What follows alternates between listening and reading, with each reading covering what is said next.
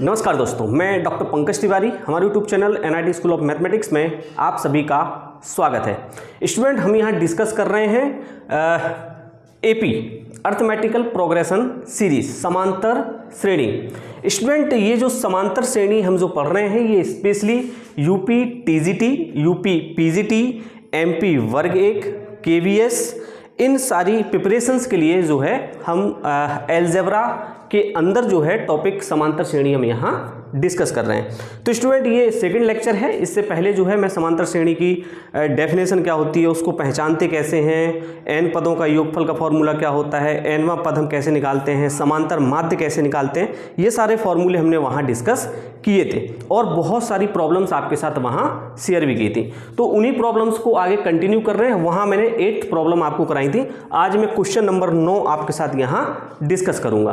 तो स्टूडेंट देखिए, question number 9 है, यदि p+1 3p 4p+2 AP में है तो p का मान आपसे पूछा गया है ना। इस टाइप का क्वेश्चन जो है आपके एग्जाम में आता है। तो स्टूडेंट बहुत सिंपल है, इसको बनाने का तरीका ये है कि p+1 3p 4p+2 आपका AP में है तो p का मान आपसे केवल पूछा जा रहा है। तो आपको मालूम है कि अगर कोई भी सीरीज AP में होती है तो मैंने प्रीवियस लेक्चर में भी सॉरी इस टाइप के क्वेश्चन आपको करवाए हैं कि अगर AP में कोई सीरीज है तो इसमें से अगर इसको माइनस करें और इसमें से इसको माइनस करें तो दोनों का सारवंतर कॉमन डिफरेंस क्या है वो बराबर आना चाहिए। इसका मतलब ये है कि AP से हम लिख सकते हैं 3p माइनस p+1, मतलब सेकंड पद में से हमने पहला पद घटाया इज इक्वल टू तीसरे पद में से यदि मैं माइनस कर दूं दूसरा पद, तो ये जो दोनों का सारवंतर है ये कैसा आना चाहिए,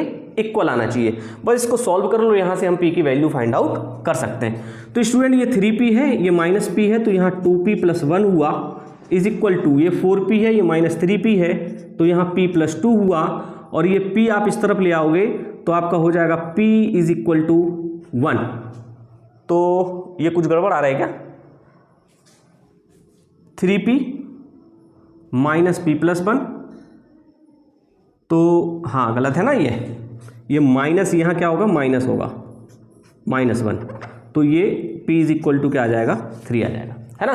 तो p की वैल्यू स्टूडेंट आपकी क्या होगी, 3 होगी।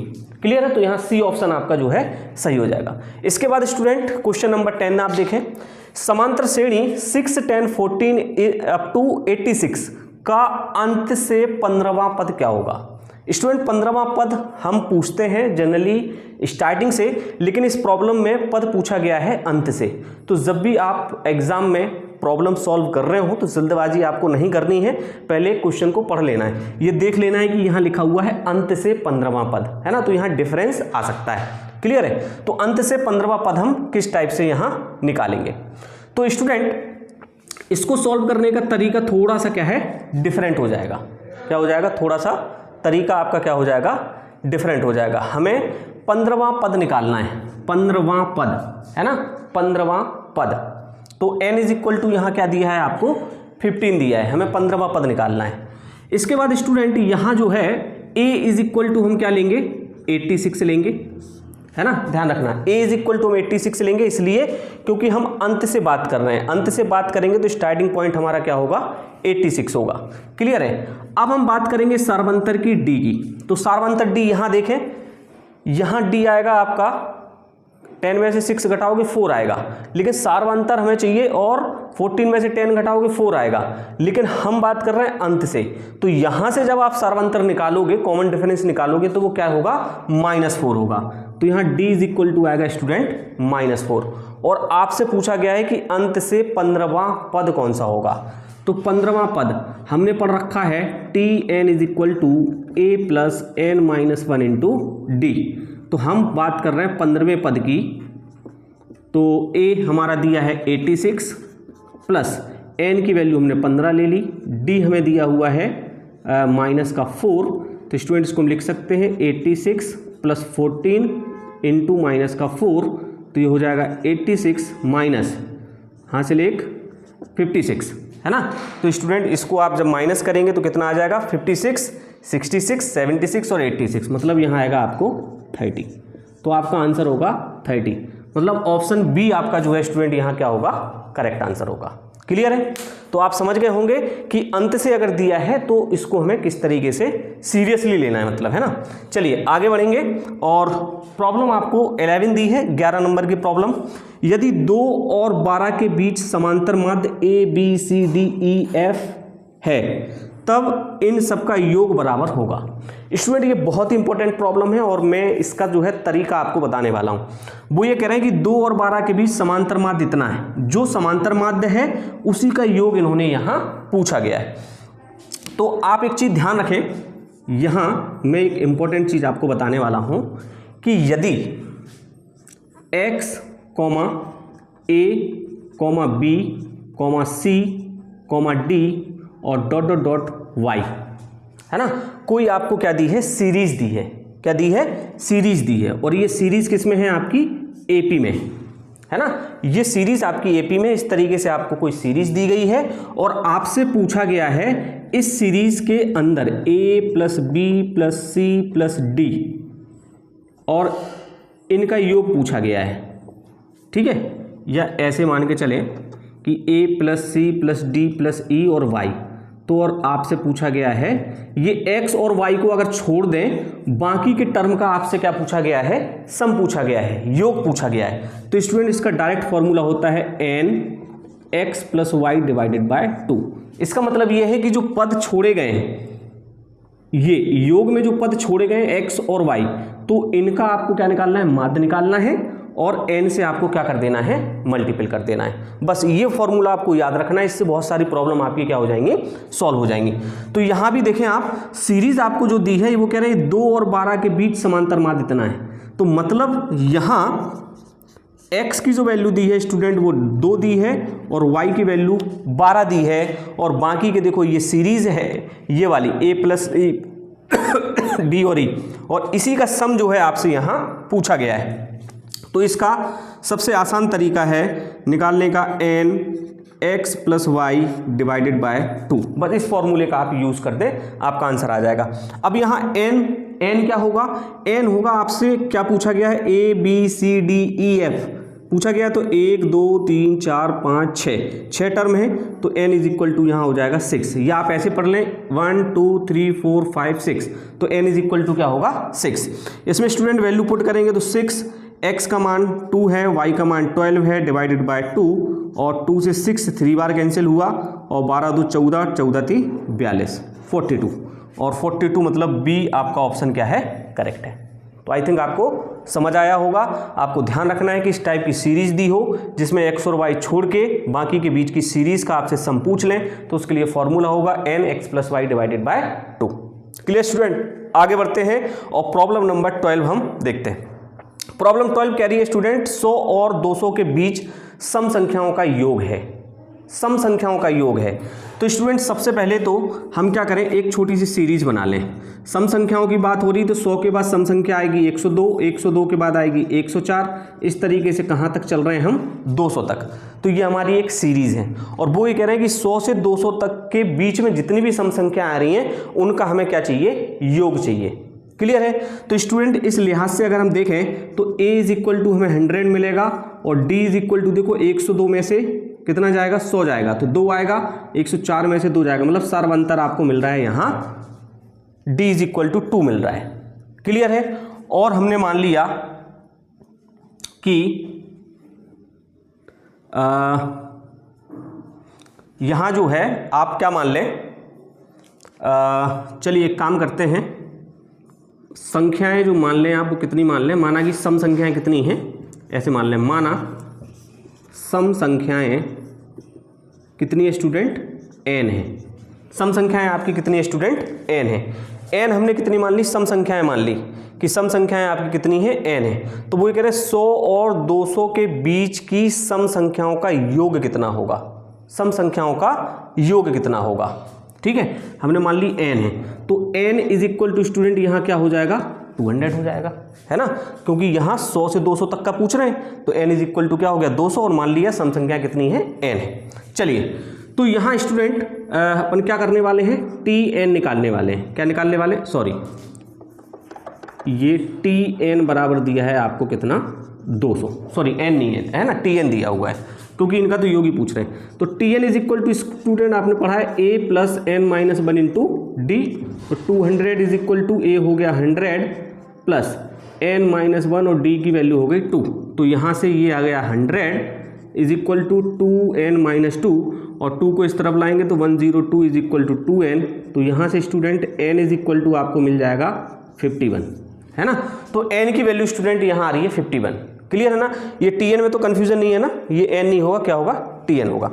तो अब स्टूडेंट हमसे पूछा गया है सम संख्याओं का योग पूछा गया है। तो योग हमने पढ़ा हुआ है n संख्याओं का योग, और योग होता है Sn is equal to n upon 2a plus n minus 1 into D.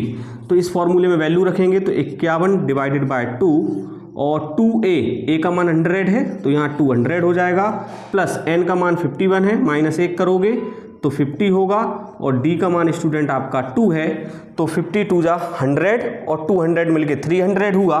तो ये 51 और 300 को 2 से डिवाइड करोगे तो 150 होगा, इसका मल्टीपल करोगे तो 15 एकम 15 5 हासिल 1 15 75 और 76, तो 7650 और 7650 आपका बी ऑप्शन यहाँ क्या होगा, करेक्ट होगा।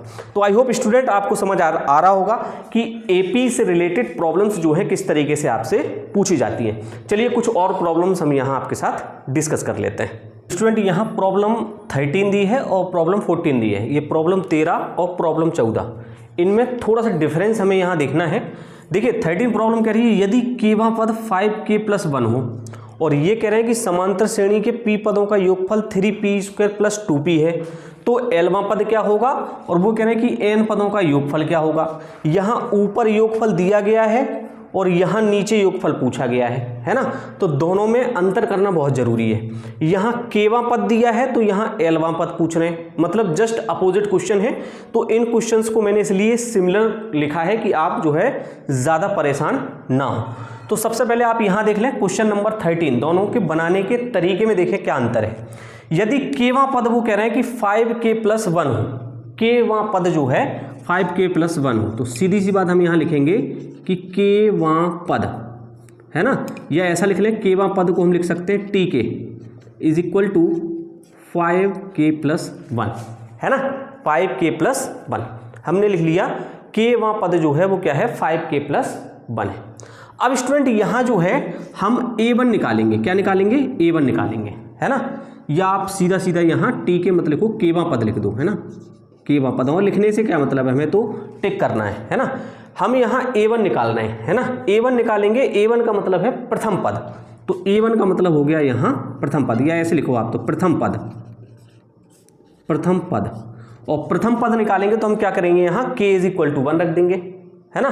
प्रथम पद अगर हम निकालेंगे तो k इज इक्वल टू क्या रखेंगे 1, तो k की जगह अगर आप 1 रखोगे तो 5 1 + 1 इज इक्वल टू 6, तो प्रथम पद हमारा क्या आया 6 आया, और ये कह रहे हैं कि केवां पद क्या है 5k+1 है, ठीक है। अब हमने यहाँ द्वितीय पद निकाला, क्या निकाला, द्वितीय पद, और द्वितीय पद निकालेंगे तो हम k की जगह 2 रखेंगे, तो ये आ गया हमारा 11, और हम यहाँ तृतीय पद निकालेंगे तो हम रखेंगे k की जगह 3, तो ये हो गए आपके 16। तो इस तरीके से हमारी जो श्रेणी बनेगी स्टूडेंट, वो श्रेणी क्या बन जाएगी 6 11 16 एंड सो ऑन। इस तरीके से हमारी ये सीरीज बन गई। जब ये सीरीज बनी तो a का मान 6 हुआ, d का मान यहाँ देखिए 11 में से 6 जाएगा तो कितना आया 5 आया, d का मान हमें 5 मिला और a का मान हमें 6 मिला। तो student a is equal to 6 होगा, d इज इक्वल टू यहाँ 5 होगा, समझ में आ गया। और हमसे पूछा गया है n पदों का योगफल, तो हम लिखेंगे n पदों का योगफल Sn is equal to n upon 2a plus n minus 1 into D. तो आप निकालेंगे ज़रा, n का मान हमें दिया नहीं है, a का मान 6 दिया है तो 6 2 12 हो गया, n माइनस 1 सेम लिखा, और d का मान हमें 5 दिया है, हमने 5 लिख दिया, ये n अपॉन 2 हुआ, ये 12 प्लस 5 n माइनस के 1 हुए, तो ये आपके हो गए स्टूडेंट n माइनस का 1 क्यों होगा, माइनस का 5 होगा ना, n अपॉन 2, और 12 में से जो है 5 आपका जो है यहाँ माइनस हो जाएगा तो ये बचा 7 + 5n। तो यहाँ देखें 5n + 7 n/2, मतलब ये डी ऑप्शन आपका क्या है यहाँ करेक्ट है। तो ये आपका क्या आ रहा है स्टूडेंट, यहाँ n पदों का योगफल आ रहा है। क्लियर है। अब देखें जरा इस प्रॉब्लम में इससे क्या डिफरेंट है। तो यहाँ समांतर श्रेणी के p पदों का योगफल दिया है। अब आप ध्यान से देखना यहाँ स्टूडेंट, यहाँ दिया है p पदों का योगफल, p पदों का योगफल दिया है। योगफल का मतलब है ये Sn दिया हुआ है, योगफल दिया है वो है 3p² + 2p। क्लियर है।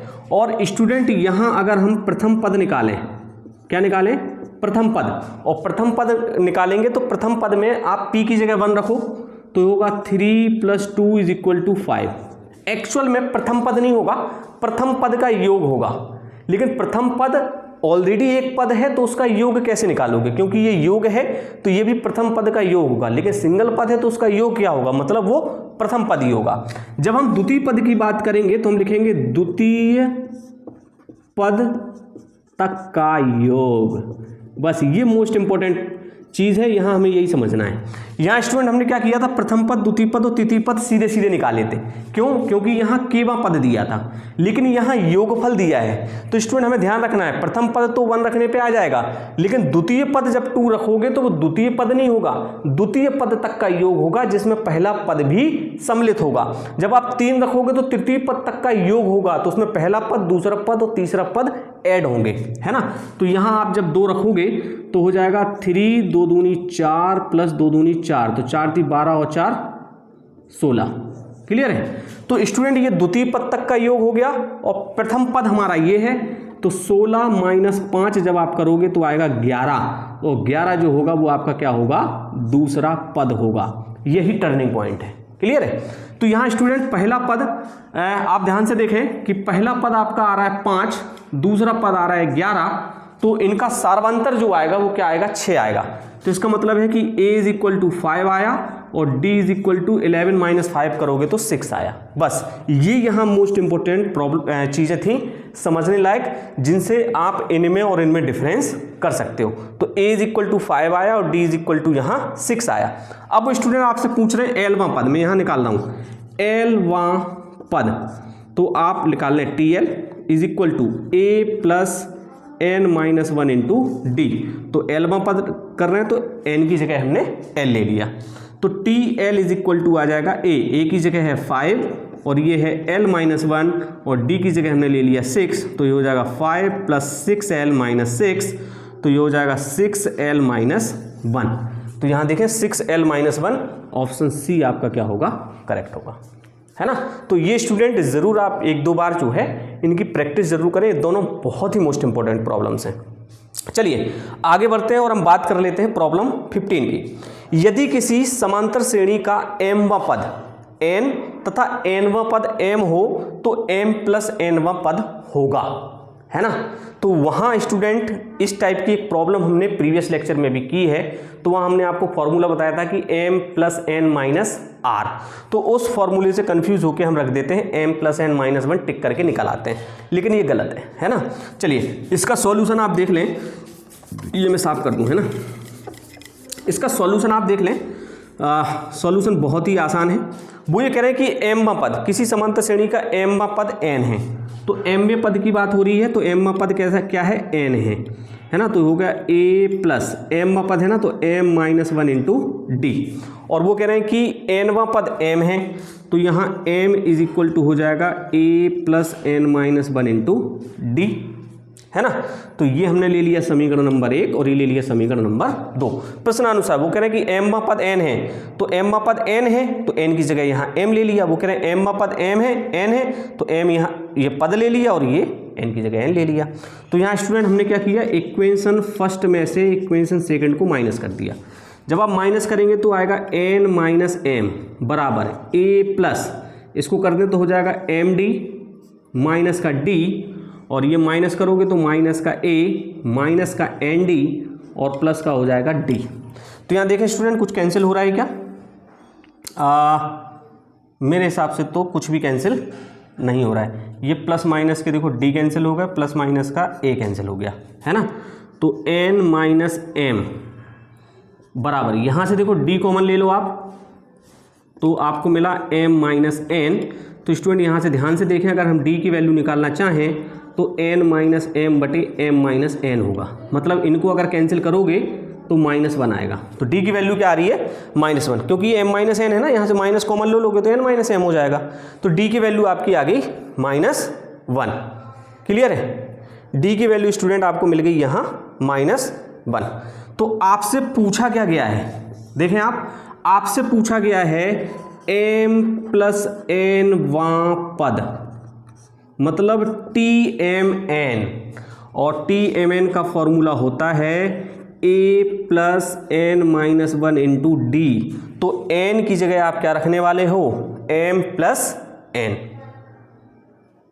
n की जगह क्या रखने वाले हो, m प्लस n, क्योंकि यही पद तो आपसे पूछा गया है ना, a plus m minus 1 into D.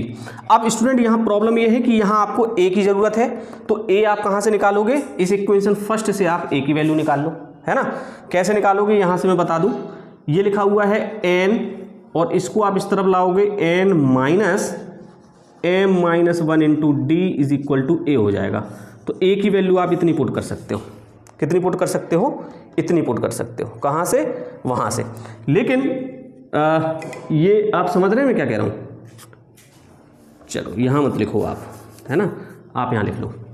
यहाँ आप देखेंगे तो a की वैल्यू अगर मैं यहाँ से निकालना चाहूँ तो n minus M minus 1 into D, ये a की वैल्यू हो गई। ठीक है, अब आपको निकालना है m प्लस n पद, तो फॉर्मूला होता है ये, लेकिन इस कंडीशन में फॉर्मूला होगा, हम पद ले रहे हैं कौन सा, m प्लस n वहाँ, तो m plus n minus 1 into D. अब यहाँ वैल्यू पुट करेंगे तो a की वैल्यू है n minus M D plus का d, और ये हो गया प्लस, ये d से यहाँ मल्टीपल होगा तो हो जाएगा M D plus N D, और ये हो जाएगा माइनस का डी। तो ये माइनस प्लस तो देखो कैंसिल हो गए, और ये minus plus M D cancel हो गए, और ये आपको मिला यहाँ से एन और एन डी, क्या मिला, एन प्लस एन डी, है ना, एन और एन डी। नहीं, कुछ गड़बड़ है, कुछ गड़बड़ है, कुछ तो गड़बड़ है। चलो, इतनी बात तो समझ में आ गई ना कि a plus M plus N minus D, और a की वैल्यू आपने यहाँ से रख दी, है ना। एक मिनट, थोड़ा कन्फ्यूजन हो रहा है। आपने ये देख लिया ना कि d की वैल्यू -1 हो रही है, यहाँ से a की वैल्यू निकाली, तो d इज इक्वल टू -1 यहाँ पुट करो ना, a is equal to n minus, और -1 रखोगे तो ये हो जाएगा प्लस m माइनस 1, तो a इज इक्वल टू हो गया m प्लस n माइनस 1। ठीक है, तो यहाँ से a की जगह रखा हमने m प्लस n माइनस 1, और स्टूडेंट ये हुआ m प्लस n माइनस 1, और d की जगह हमने रखा यहाँ -1। क्लियर है, और ये फिर जो हमने गलती कर दी यहाँ प्लस है, तो ये हो गया m प्लस n माइनस 1, और देखो ये माइनस है तो माइनस हो जाएगा m प्लस n माइनस 1, तो ये माइनस प्लस कैंसिल होकर क्या आया, 0। तो 0 मतलब ऑप्शन सी सही है ना। तो इसमें थोड़ा सा टाइम लग गया मैं, लेकिन फिर भी आपको एक बार बता दूं, कंफ्यूज मत होना। ये कह रहे हैं कि m पद n है, तो n की जगह हमने m लिया और पद जो n दिया है, तो ये समीकरण बनी। और ये सेम m पद n पद m है, तो m यहाँ n लिया, ये दोनों समीकरण में से एक में से 2 को माइनस किया, तो यहाँ से हमने d की वैल्यू निकाली, और यहाँ से इक्वेशन फर्स्ट से हमने a की वैल्यू निकाली, तो ये आई, यहाँ d is equal to -1 put किया, तो ये आया m प्लस एन माइनस 1। अब आपसे m प्लस एन पद पूछा गया है, तो फॉर्मूला होता है a plus N minus 1 into D, लेकिन n की जगह हमें पुट करना है m प्लस एन, क्योंकि m प्लस एन पद है, तो ये सारी वैल्यूज हमने पुट की, तो कैंसिल होकर हमें क्या मिला, 0 मिला। तो आई होप स्टूडेंट आपको ये प्रॉब्लम्स समझ आई होंगी कि किस तरीके से समांतर श्रेणी की प्रॉब्लम हमें सॉल्व करनी है। आगे आने वाले वीडियो में मैं और भी कुछ प्रॉब्लम्स आपके साथ लेके आऊँगा, लेकिन मुझे कुछ प्रॉपर्टीज़ आपको बतानी है समांतर श्रेणी की, जो कि वन लाइनर प्रॉपर्टीज़ हैं, जो कि हेल्प करेंगे आपके MCQ सॉल्व करने में। क्वेश्चन आप देख के ही जो है उन प्रॉपर्टीज़ की मदद से हल कर टिक कर सकते हो कि कौन सा ऑप्शन सही होगा। तो स्टूडेंट चैनल अगर आपने सब्सक्राइब नहीं किया है तो चैनल सब्सक्राइब कर लें। वीडियो अगर पसंद आ रहे हैं तो इनको लाइक करें और हाँ, ज़रूरतमंदों के साथ इसको शेयर ज़रूर करें और बने रहें, देखते रहें NIT school of mathematics. Thank you guys.